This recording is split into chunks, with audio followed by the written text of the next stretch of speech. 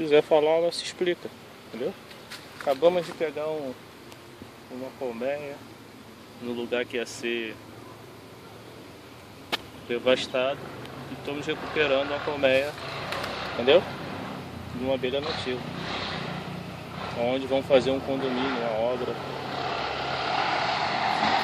Ela foi recuperada. Fala aí. O quê? Isso que eu falei, pô. Não sei não, entendi. Nós estamos recuperando a colmeia. Entendeu? Nós estamos recuperando a comédia. Fala aí. Fala. Agora que ia ser devastado.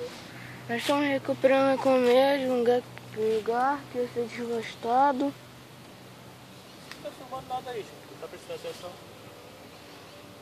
Ué, lugar que você vai construir um condomínio. Pronto. Um lugar onde a gente vai construir um condomínio. Isso, vai explicando aí. Isso é uma abelha sem ferrão. Tá? Isso é uma abelha sem ferrão. Olha, tá vendo? Eu tô pertinho dela, ela não ataca ninguém. Tá vendo? Eu tô pertinho dela, ela não ataca ninguém. É só esperar a abelha entrar na caixa.